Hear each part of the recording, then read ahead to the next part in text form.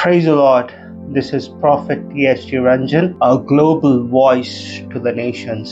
So இன்னைக்கு நம்ம என்ன பார்க்க போறோம்னா நித்திய ஜீவன் பத்தி பார்க்க போறோம். நித்திய ஜீவன் பத்தி பார்க்கறதுக்கு முன்னாடி நம்ம மைண்ட்ல முக்கியமா கிறிஸ்துவ மதத்துல இருக்கிற மக்களுக்கு நித்திய ஜீவன்னா என்னன்னு தெரியாது. They have no idea what is eternal life. Eternal life பரலோகத்துக்கு போவது நித்திய ஜீவன் கிடையாது. நல்லா புரிஞ்சுக்கோங்க. Going to heaven is not eternal life. So we have a concept in Christianity. கிறிஸ்துவத்தில் ஒரு கான்செப்ட் இருக்கு, எப்படியாச்சும் நம்ம பரலோகம் போகணும்னு. நல்லா தெரிஞ்சுக்கோங்க, தேவன் நம்ம பரலோகத்துக்கு போவதுக்காக தேவன் நம்மளை படைக்கல. பூமியில் ஆளுகை செய்வதற்காக தான் தேவன் நம்மளை படைக்கிறாரு. எதுக்காக படைக்கிறாரு? பூமியில் ஆளுகை செய்வதற்காக நம்மளை படைக்கிறாரு. ஆதியாகமம் 1:26. அவரோட சாயலையும் ரூபத்திலையும் நம்ம படைக்கிறதுக்கு காரணம் என்னன்னா, நம்ம இந்த பூமியில் இருக்கிற எல்லா கிரியேஷன் அண்ட் கிரீச்சர்ஸையும் டாமினேட் ரூல் பண்றதுக்காக தான் நம்மளை தேவன் படைக்கிறாரு. அப்ப ஏன் கிறிஸ்துவர்கள் பரலோகத்துக்கு போவது ஃபோக்கஸ் பண்ணுறாங்க? Because they don't have an idea. அவங்களுக்கு நித்திய ஜீவனோட உண்மையான அர்த்தம் தெரியாததுனால தான் they're all focusing on going to heaven. இன்னைக்கு நான் ஒரே ஒரு விஷயம் சொல்ல வரேன்.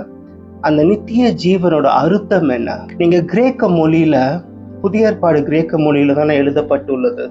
அப்ப அந்த கிரேக்க மொழியில நித்திய ஜீவனுக்கு, அந்த ஜீவனுக்கு ஒரு வார்த்தை யூஸ் பண்ணியிருப்பாங்க. என்னன்னா ஜோயே.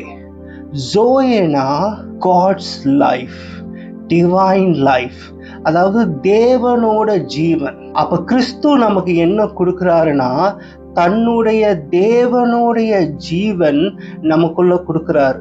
அதுதான் நித்திய ஜீவன்.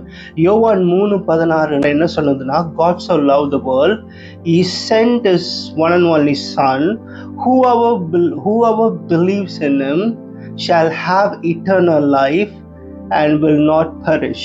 அதாவது அவங்க அழிஞ்சு போகாமல், கெட்டு போகாமல் நித்திய ஜீவனை அடைவார்கள் அப்படின்னு இருக்கு. ஸோ நித்திய ஜீவன்கிறது நீங்க கிறிஸ்துவை ஏற்றுக்கொன்ற உடனே உங்களுக்குள்ள ஜீவ மாற்றம் ஏற்படுது. கிரேக்க மொழியில 3 விதமான ஜீவன் இருக்கு. ஒன்று பயோஸ், இன்னொன்று சூகே, மூணாவது ஜோயே. இதை 3 பத்தி நம்ம வருகிற நாட்கள்ல பேசலாம். But today we will only focus on zoe. ஜோயேங்கிறது நித்திய ஜீவன், தேவனுடைய ஜீவன். அதாவது இப்ப குவாலிட்டி குவான்டிட்டின்னு நம்ம வச்சுக்கலாம், சரிங்களா? எந்த மாதிரி குவாலிட்டியான லைஃப்னா தேவனோட குவாலிட்டியான லைஃப். எந்த மாதிரி குவான்டிட்டினா தேவன் எப்படி ஒரு அன்லிமிட்டெட் குவான்டிட்டியா இருக்கிறாரு. அவருக்கு அளவே இல்லாத ஒரு குவான்டிட்டி இருக்கு இல்லையா, அந்த குவான்டிட்டியான லைஃப். அப்ப நமக்குள்ள இருக்கிறது தேவனுடைய ஜீவன்.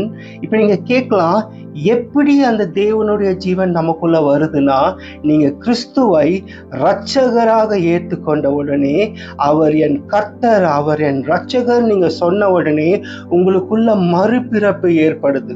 அந்த மறுபிறப்பு என்பது உங்க ஆவி இறந்து நீங்க பூமியில் வாழுவீங்க. இந்த பூமியில யாராவது பிறந்தாங்கன்னா ஆத்துமால அவங்க செயல்படுவாங்க.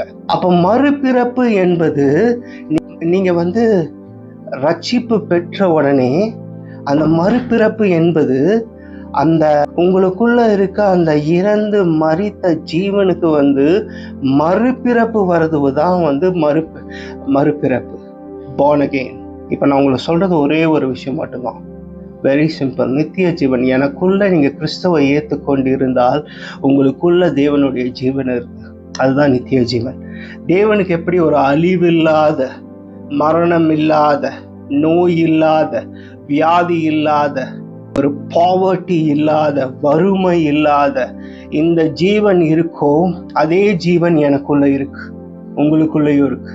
அப்ப அந்த ஜீவன் நமக்குள்ள இருந்தா இந்த சரீரம் கெட்டு போகாத அளவுக்கு தக்க வைக்கிற தன்மை அந்த நித்திய ஜீவனுக்கு இருக்கு. அதான் இயேசு கிறிஸ்து என்ன சொல்றாருன்னா, யோவான் 3:16 யோவான் என்ன சொல்றாருன்னா, கெட்டு போகாமல். அதை எழுதுறவர் ஒரு சாதாரணவர் கிடையாது. யோவான் பல முறை யோவானை கொலை பண்ண ட்ரை பண்ணியிருக்காங்க. they wanted to kill him. but they weren't able to kill him because he was carrying eternal life. அவருக்குள்ள அந்த நித்திய ஜீவன் இருந்தனால தான் யோவான எண்ணெய் சட்டிக்குள்ள போட்டு வறுக்கிறப்ப கூட they weren't able to kill him. He was surviving because he was carrying eternal life. உங்களுக்கு நான் சொல்றது புரியுதா? தேவன் நமக்குள்ள இருக்கிறார்.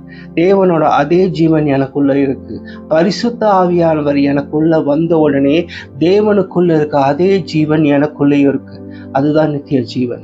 அதை வச்சு உங்களால என்ன வேணா சாதிக்க முடியும். அதை எப்படி சாதிக்கிறது, அந்த நித்திய ஜீவனை எப்படி வெளியே கொண்டு வர்றது, வருகிற நாள்களில் பார்க்கலாம். God bless you. See you soon.